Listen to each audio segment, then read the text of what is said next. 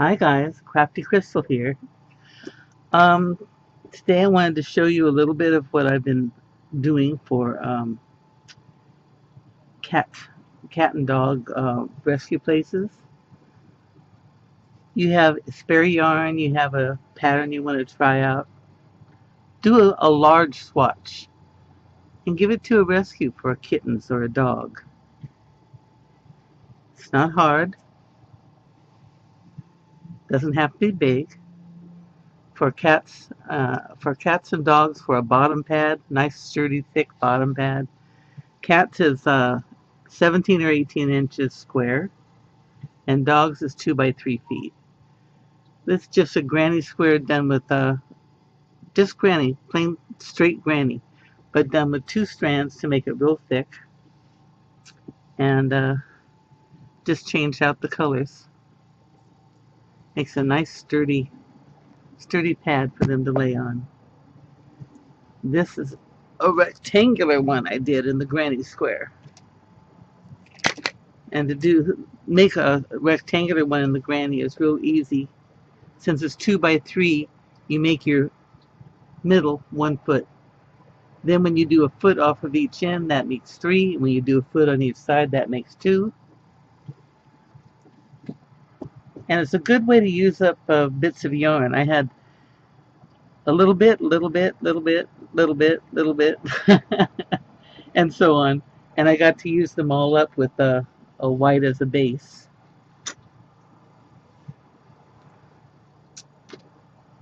I'm also staying in my plarn. This is a plarn one. Keep the cold off the cement, because they do have some of the cages that have to stay on cement. And this will be a good underpad for a regular pad.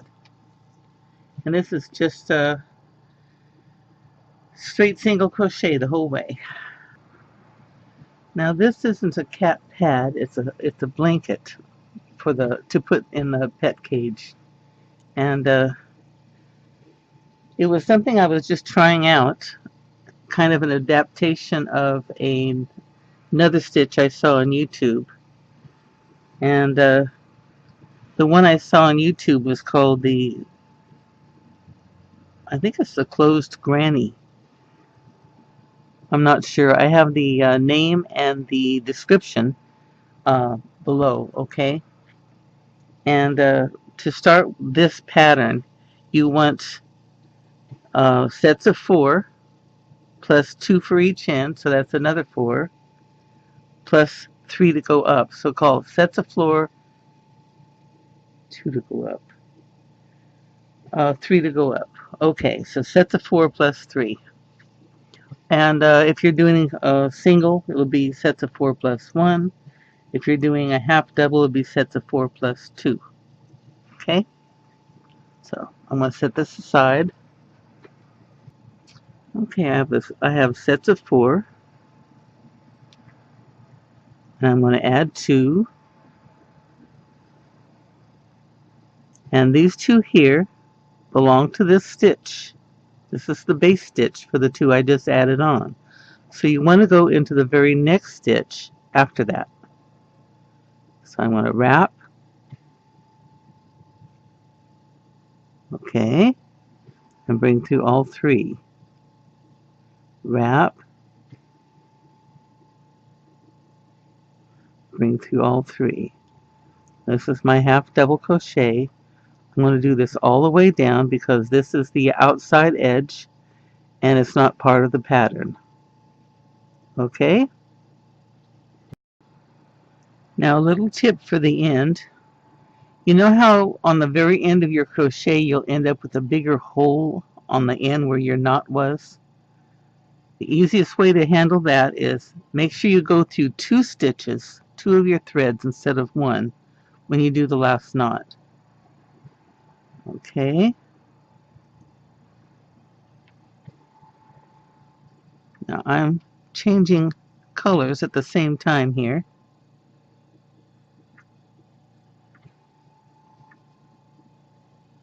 So I'm going to pull this up. All right. And we go up 3 because we're doing doubles on the back, on the way back. Okay. Now, whenever I start a line with doubles, triples, any of that, I go through my chain line. This gives me 2 stitches stuck together on the end instead of a big gap. See there? No gap. So we're just going to double straight across. No holes, no skip stitches, just double stitch across. Okay? We'll see you at the end. Now, so you don't get confused, when you have your end, you see the one that's sitting on top that you can see clearly? Okay. That belongs to this one. So you want to go into that one. And now you have one more to go into, and that's the one for the end chain. So you want to wrap, go into that chain, try to get 2 threads.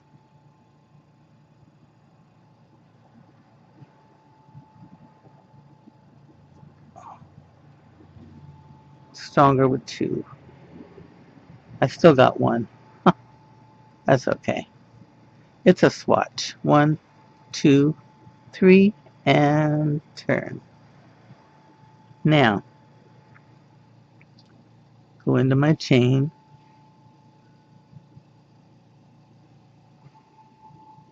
That's my wrap loop. Now this is 2 stitches, and I'm going to chain 1, and I'm going to skip 1. And I'm going to do sets of 3 all the way across, and I'm going to do them with a chain 1 and a skip stitch between each set of 3. So chain 1, skip 1, and do another set of 3, and do that all the way across.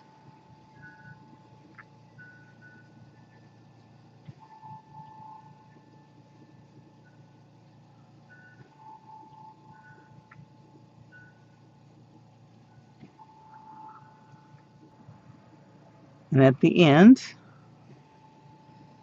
you have your set of 3, a chain 1,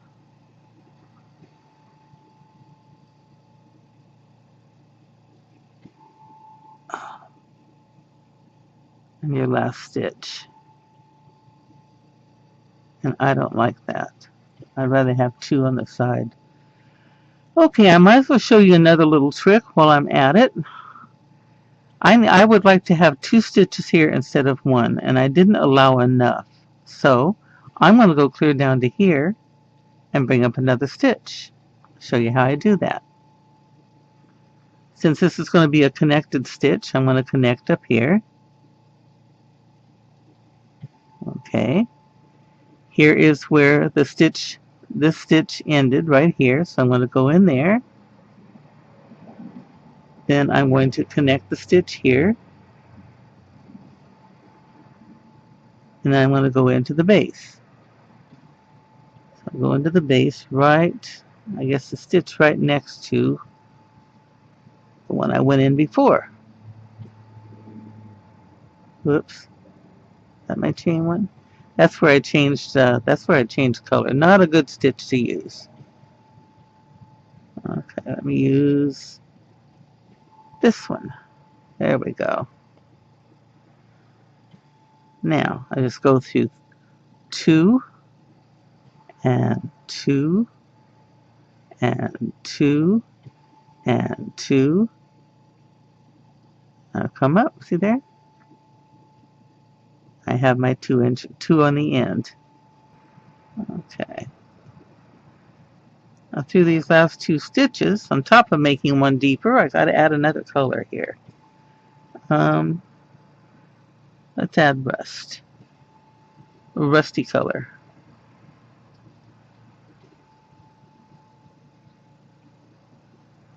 Okay, and chain 3, 1, 2, 3, and turn.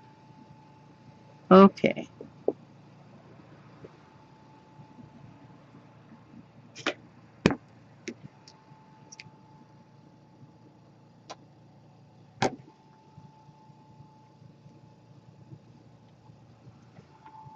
Okay, connect my first stitch, go into this stitch. Now, all the way across, you're going to have a stitch on one side of the hole, and the stitch on the other side. Over the hole, you're going to wrap twice, like for a triple. You're going to go down into the stitch that you missed on the bottom and pull up a loop. You're going to wrap and go through 2, wrap and go through 3. This is a modified triple. It makes it tall enough to go down without pulling, and it makes it thicker up here so it looks like the other stitches. And then you go just wrap and do a regular double on the other side. Okay? Now, you're going to skip the next stitch. So you chain 1, you've done a set of 3, you chain 1, skip a stitch, and you go down into the next stitch.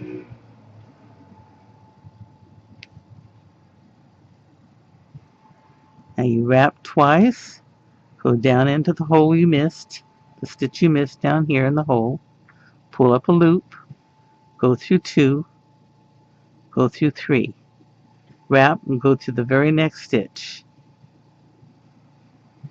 Now, if you should get confused on what stitch you're using, here's the hole, and this is the stitch that belongs to the hole. This is the stitch that belongs to this shaft here, and this is the stitch that belongs to this shaft here. So when you look at it frontwise, it looks like you're going in the hole and then skipping a stitch, but you're not. This is the stitch that belongs to this shaft, so it's the correct one to use. This is the stitch that belongs to this shaft, so this is the correct one to use. Remember, you're going backwards, so your stitches look different than if you were going frontward. Frontward is easy to see. This one belongs to here, this belongs to the hole, this belongs to there. Backwards it looks different, so don't get lost. Okay, so I did my set of 3, chain 1, skip 1, go on to the next stitch, make a double, then wrap twice because we're going down in the hole, pull your loop up, through 2, through 3, and a regular double in the next stitch. See? You're establishing your pattern. So your first color row is your first actual pattern row. Your second from the base is your setup row. So we'll do this across, and we'll switch colors.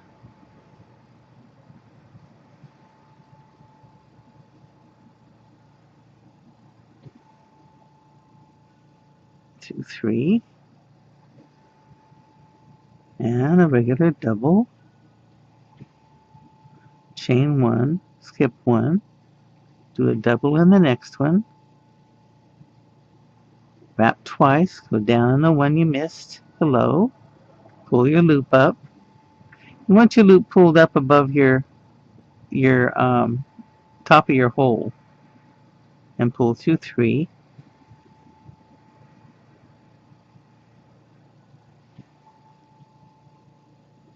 chain 1, skip 1, go through the next hole. Wrap twice, go down to the bottom to the skipped stitch.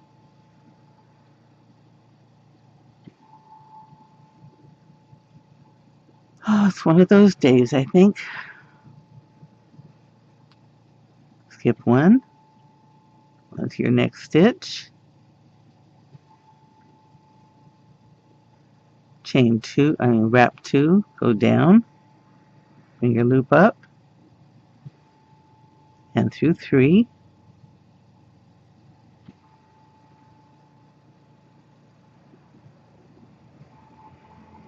do your double. Now I'm going to go into this stitch to do my last stitch.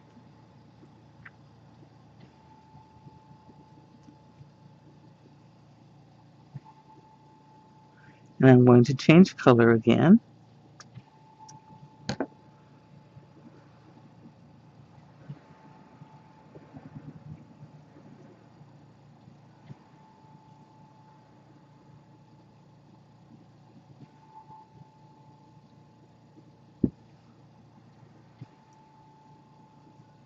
And chain 3.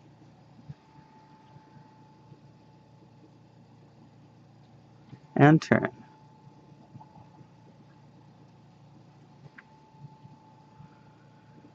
Whoops. Go into my chain up. Skip the first stitch. That belongs to your chain. Go into your second one and make your double. And now you're over the last long stitch you made. So you want to make a chain 1. You want to skip that long stitch and go into the next stitch. Now you're over a hole. So you wrap twice, go down in the stitch you missed on the bottom, pull your loop up, go through 2, go through 3, and do a double in the next chain. Next chain, next stitch. Okay. Chain 1, skip the stitch over the last long stitch you did, wrap, and go into the next stitch. Wrap twice, go down into your missed stitch, double in the next stitch, chain 1, you skip the stitch that belongs to the long one, and you go into your next stitch.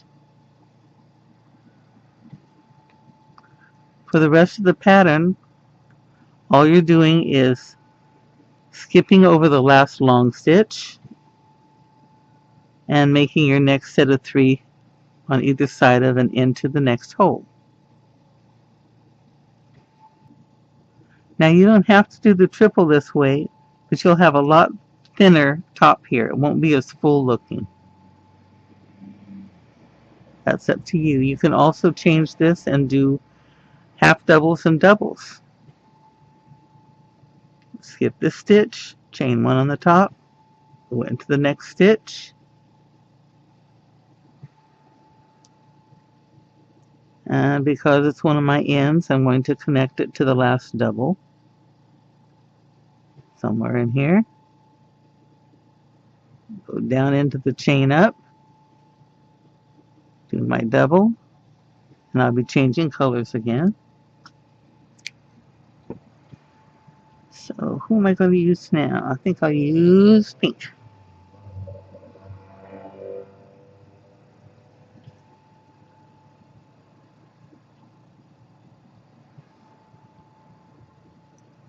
Alrighty.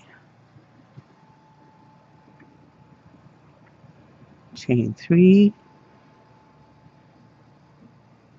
and turn. Go into my chain, go down the next stitch,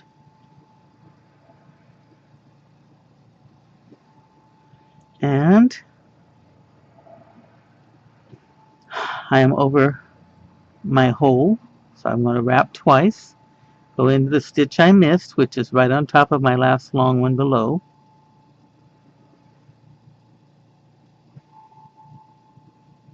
do my modified triple or modified double, whichever way you want to call it, chain 1, skip 1 over my last long stitch, go into the next one, wrap twice, go down into the missed stitch, pull up a loop, go through 2, go through 3. Now I'm going to do this down, and the last row I'm going to do will close this final gap. It's what you would do at the top of the at the end of the blanket. Okay, so I'm going to go ahead and go on down to the end here and turn, and I'll be back. Okay. Okay, I went ahead and changed back to the color I started with. And I'm going to go ahead and connect my edge. Now, for the one on the top, where you want to close the gaps, but you don't want to make any new ones, you do no skipping stitches and no chains. You do a double in each stitch, and you do your long triple over each hole. So double wrap, go down into your last hole. This closes the hole and finishes off the pattern. And that's all you have to do. Double crochet across, and every time you reach a chain one, do your long stitch.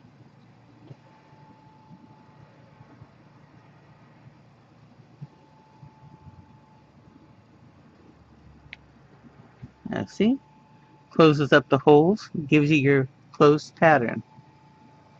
And then on the other side I would do this, and then I would do a border all the way around of this color.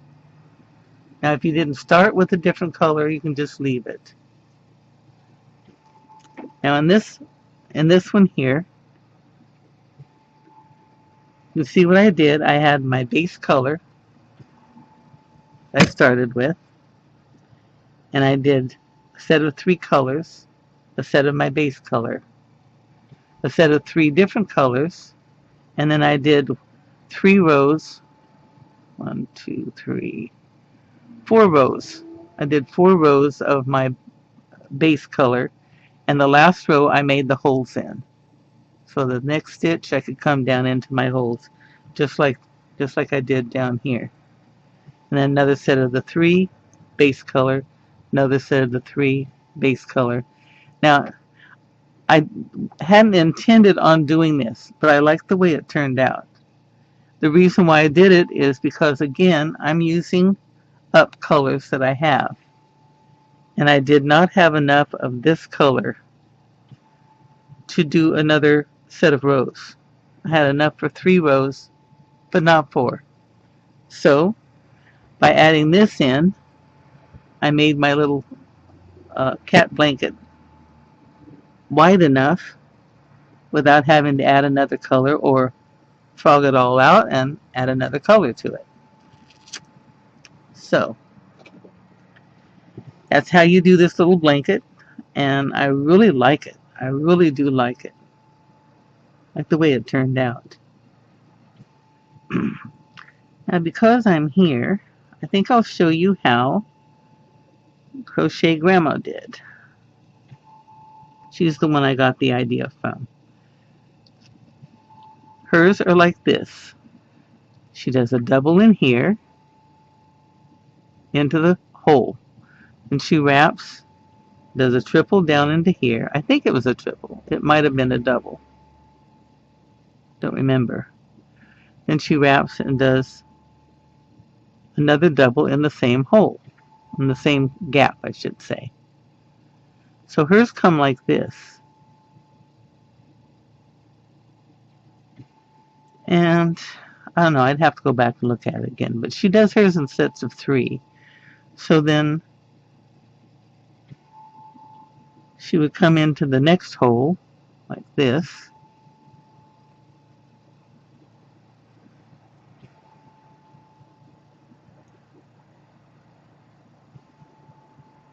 I think she did stretched out doubles. I'll do the stretched out doubles, it's easier. And then she'd switch to the next hole. I don't remember whether she chained one in between or not. I just took her concept and I put the stitches on either side with the chain one between.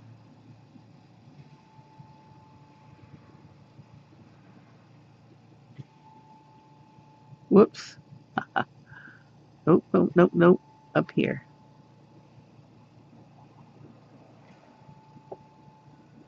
And then when she comes back with the next row, she's doing these in here, like this. and it doubles it up into this, and it looks like a bunch of pretty little grannies. That's her concept of it, and it comes out really nice.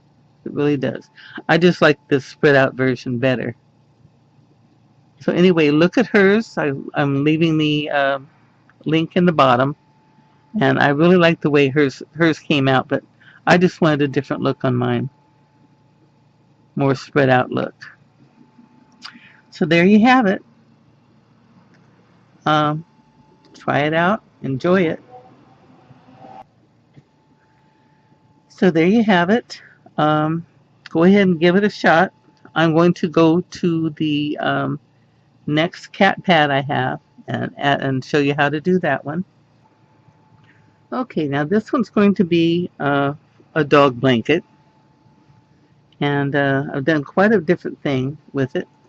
Kind of I had fun with this one. This is actually the back of the pattern, and this is the front of the pattern.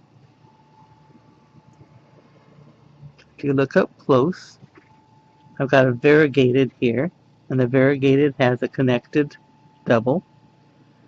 And then this next one I did with the same color, I did a crab stitch backwards. And I came forward with a plain color that would fit into here somewhere. Go with my variegated, and I did it in half doubles. Then I crab stitched back. I took a second variegated color and I did connected doubles and crab stitch back. And a solid color that would go along with it or complement it, and did half double crochets and crab stitch back. And I just continued that on. And I did several rows of that. I don't think I'm going to have enough of the light blue to continue the blanket if I don't add some other color in between, so I put a swatch of my base color, and now I'm continuing on with my pattern. So, right, next one is the green variegated. Okay, that starts my next color.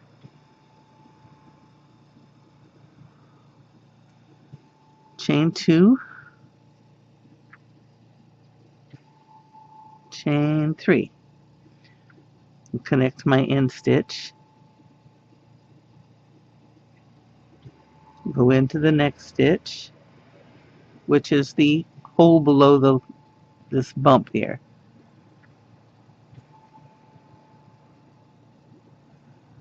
Okay, now I'm going to be doing connected doubles across. So instead of wrapping like that to do a double, I go in back of this last stitch, right in front, on top of stitch below. Okay, then I go down into the next hole, bring up a stitch, make my double, and I go, if you pull it out, you can see where I'm going. I'm going in back of here, pull up a loop, go down into my next hole, do my double. Just like that, all the way across.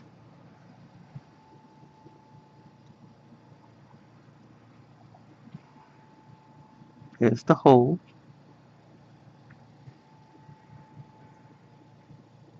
Pull the loop up, go into the next hole below my bumps.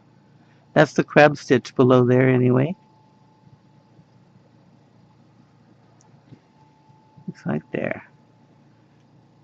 Okay. You end up with this nice connected run going across it. Okay.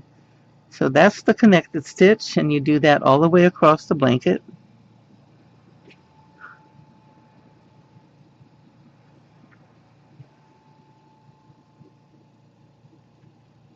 Instead of wrapping, go into it, into the next hole. And you can see the color below from each bump of each crab stitch. In back it looks different because it crosses the crab stitch. Okay? Okay, on the end,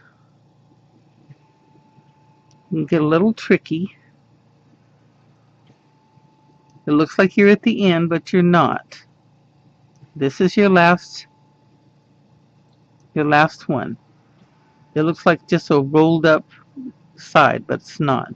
You got to go beyond this knot into the last hole and do your double. And that's the true end of the side. Okay? Now, wait a minute. I didn't go in the hole, I went in the bump. Hold on.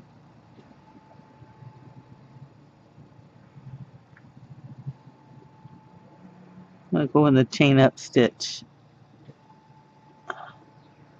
There we go.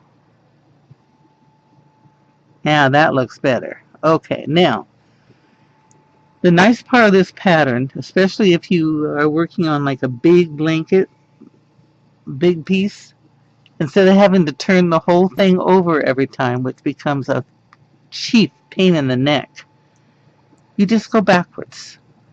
You have the same side facing you all the time. So you chain one, go down into the same hole, bring up a loop, and back, and go through both loops. This is your crab stitch. You back up into the next stitch, bring up a loop, go through both stitches. Oh boy. Let's see if I can get a better, got more light coming in here. Okay. Back up into the next stitch, bring up a loop, go through both. Back up into the next loop.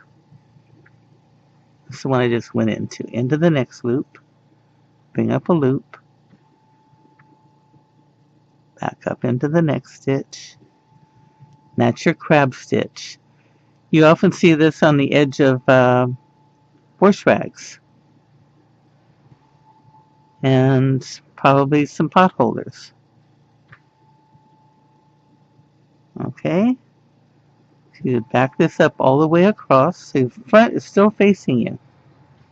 That's why I love this for big projects. You don't have to turn the whole thing over. Lovely. Okay, so there's your crab stitch.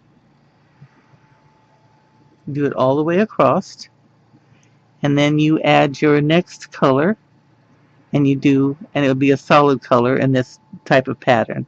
You'd have your variegated and the solid. The solid would come back half doubles all the way, just going into every hole, and then crab stitch back, and then do your variegated color with the connected doubles. And that's all it is, back and forth, back and forth. Never have to turn it over. Lovely, lovely. Okay, so that's this one. And it's because of the back stitch, it's a nice thick little blanket. It could actually be something for a pet to lay on, but it's not real thick like the ones for the cages. It's more like one that they could snuggle up in. Okay, so that's the end of that one. Hold on here. When you're making pet pads, you can also take some little odds and ends and make a little something for a kitten to snuggle up into or play with, or a couple puppies to tug at. This is just a real soft, squishy ball, and I made 3 wigglies off the bottom of it to play with. This is a small snuggle blanket for a kitten. The little blankets, little stuff like that is fun because you can take material that you don't have a whole lot of and try different patterns. And instead of making a small swatch like this to try out a pattern, you're making a bigger swatch, and it's something that a kitten could cuddle up in. And I made a small granny square one and stuck a funky looking cat head on it, kind of a play toy for a doggy. But and you can make little stuff like the little mouse here. You're just more or less starting at a nose, getting bigger, getting smaller. These are like a magic circle with 4 little stitches in it and tied on and then sewn. This is just a couple stitches across uh, a through stitch for each eye. And the tail, when you finish on the bottom and you pull it tight, you just crochet out with a chain and then you slip stitch back and you've got a tiny little tail. See?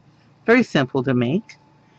And if you don't want to crochet toys, this is an old sock. This is actually it's a sock I got from a Dollar Tree for 2 for $1 or 3 for $1. 2 pairs for $1, I think it was. And inside of it is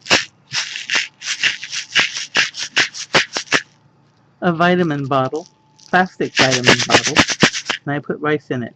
You can put rice in it or popcorn or sand gravel, whatever. But it's soft and it's something that puppy could tug on, play with. This is a piece of material that wasn't big enough to do anything in, and I wrapped it around a piece of pool noodle. Just tied it in knots on both with pieces of material on both sides for a dog toy. This is a small thing of yarn. I didn't have anything else to go with. It wasn't big enough to make anything with. So tied a knot in the end of a piece of sock. It wasn't even a whole sock, it was a piece of one. Put the yarn in there, tied a knot on the other end, and you got a toy. This is a piece of pool noodle with just yarn stuck on it and braided out and knotted. It doesn't take much to make toys for animals. They're pretty much happy with anything.